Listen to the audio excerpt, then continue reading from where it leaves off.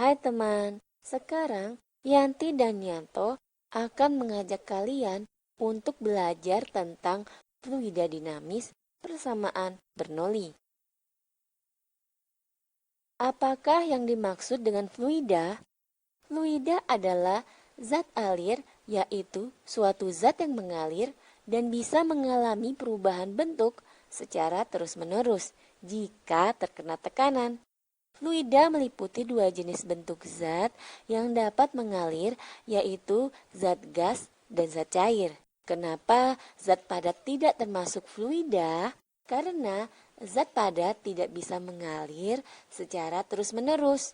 Pembahasan fluida dibagi ke dalam dua pokok, yakni yang pertama, fluida statis yang membahas fluida yang tidak bergerak, seperti air dalam kolam dan gas dalam tabung atau balon. Yang kedua, fluida dinamis yang membahas fluida yang mengalir. Contohnya, aliran air pada pipa, aliran udara atau angin, seperti saat kita berada di samping jendela atau saat pintu mendadak tertutup. Itu bukan hantu, teman-teman. Itu karena angin yang sangat kencang. Saat angin kencang berhembus kecepatan tinggi, maka tekanan di tempat angin berhembus menjadi rendah, sehingga lebih rendah dari tekanan di belakang pintu. Maka pintu akhirnya tertutup. Nah, kali ini Yanto dan Yanti akan mempelajari fluida dinamis dengan tema khusus hukum Bernoulli. Persamaan Bernoulli merupakan sebuah istilah dalam mekanik fluida yang menyatakan bahwa jumlah tekanan, energi kinetik per satuan volume, dan energi potensial per satuan volume memiliki nilai yang sama pada setiap titik sepanjang suatu garis arus. Persamaan Bernoulli adalah di mana P1 dan P2 adalah tekanan air di tempat 1 dan 2. V1 dan V2 adalah kecepatan air di tempat 1 dan tempat 2 dengan satuannya meter per sekon. G adalah percepatan gravitasi dengan satuannya meter per sekon pangkat 2.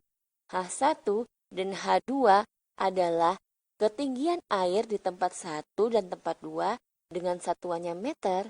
Rho adalah massa jenis cairan dengan satuannya kilogram per meter pangkat 3. Pada saat seperti apa sih dalam kehidupan sehari-hari hukum Bernoulli itu berlaku? Hukum Bernoulli dalam kehidupan sehari-hari, misalnya bak air di rumah Yanto dengan ketinggian 1,25 meter mengalami kebocoran. Kebocoran berada pada ketinggian 80 cm.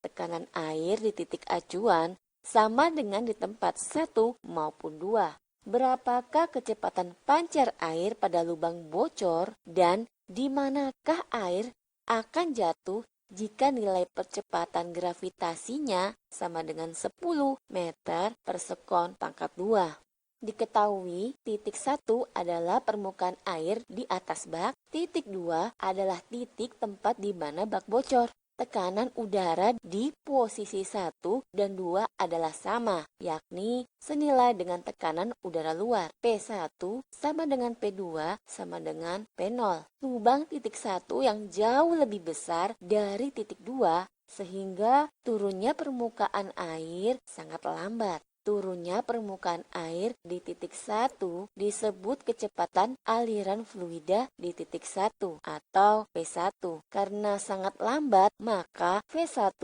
sama dengan 0. Titik 1 sebagai acuan kedalaman sehingga H1 sama dengan 0. Selanjutnya, titik bak air di rumah Yanto adalah 1,25 meter, sedangkan kebocoran terjadi pada ketinggian 80 cm.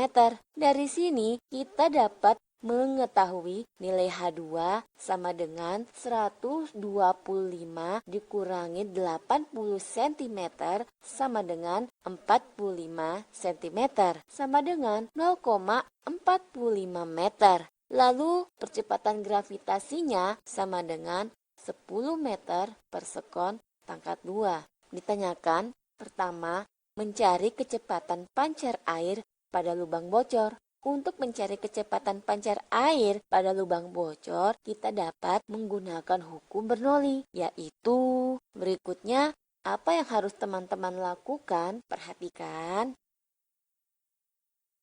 Ternyata dari kasus bak air bocor, kita bisa menemukan aplikasi penurunan hukum Bernoulli atau dikenal sebagai teorema Torricelli, yaitu V2 sama dengan akar 2 dikali G dikali H. V2 sama dengan akar 2 dikali 10 meter per sekon. Pangkat 2 dikali 0,45 meter sama dengan akar 9 meter pangkat 2 per sekon. Pangkat 2 sama dengan 3 meter per sekon. Kecepatan pancar air pada lubang bocor adalah 3 meter per sekon. Kedua, saat bak bocor, di manakah pancar air akan jatuh? Diketahui bahwa air mengalami dua gerak sekaligus, yaitu yang pertama, gerak jatuh bebas pada arah vertikal, jika dirumuskan sebagai berikut. Yang kedua, gerak lurus berubah beraturan pada arah horizontal, jika dirumuskan sebagai berikut. Dengan demikian, pancaran air mengalir akan jatuh sejauh 1,2 meter. Ada beberapa contoh aplikasi konsep hukum Bernoulli, yaitu yang pertama, tabung venturi atau venturimeter tanpa manometer, yaitu alat yang dipasang pada suatu pipa aliran untuk mengukur kelajuan zat cair. Untuk mengetahui kelajuan atau kecepatan aliran fluida yang diukur pada tabung venturi berdasarkan persamaan Bernoulli dengan cara sebagai berikut. A1 dan A2 adalah luas penampang pada bagian 1 dan 2 dengan satuannya meter per sekon pangkat 2. P1 dan P2 adalah tekanan pada bagian 1 dan 2 dengan satuannya Newton per meter pangkat 2 atau Pascal. Rho1 sama dengan Rho2 sama dengan Rho0 adalah massa jenis cairan dengan satuannya kilogram per meter pangkat 3. G adalah percepatan gravitasi dengan satuannya meter per sekon pangkat 2. H1 dan H2 adalah beda ketinggian permukaan cairan pada pipa tegak 1 dan 2. V1 dan V2 adalah kecepatan aliran di bagian 1 dan bagian 2. V1 sama dengan akar 2 dikali G dikali H dibagi buka kurung A1 dibagi A2 tutup kurung pangkat 2 dikurangi 1. Contoh aplikasi yang kedua adalah karburator motor. Untuk memahami cara kerja karburator pada kendaraan bermotor, perhatikan gambar berikut. Penampang pada bagian atas jet menyempit, sehingga udara yang mengalir pada bagian ini bergerak dengan kelajuan yang tinggi. Sesuai asas Bernoulli, tekanan pada bagian ini rendah. Tekanan di dalam tangki bensin sama dengan tekanan atmosfer. Tekanan atmosfer memaksa bahan bakar seperti bensin atau solar tersembur keluar melalui jet sehingga bahan bakar bercampur dengan udara sebelum memasuki silinder mesin. Contoh yang ketiga adalah gaya angkat pesawat.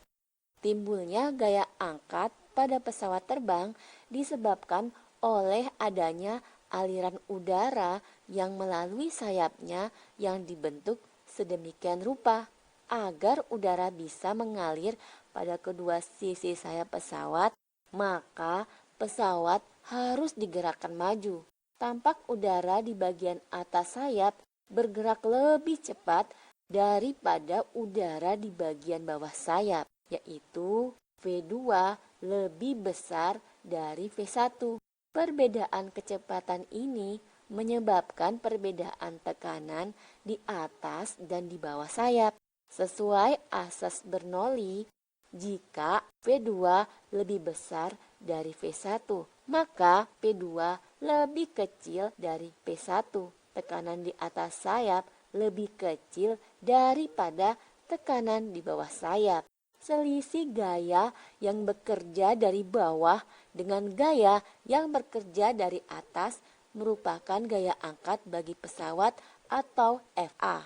Jika FA sama dengan gaya angkat pesawat, maka W sama dengan berat pesawat, maka pesawat tinggal landas. FA lebih besar dari W, pesawat melayang, yaitu FA sama dengan W. Contoh selanjutnya yang keempat adalah alat penyemprot racun serangga atau pestisida.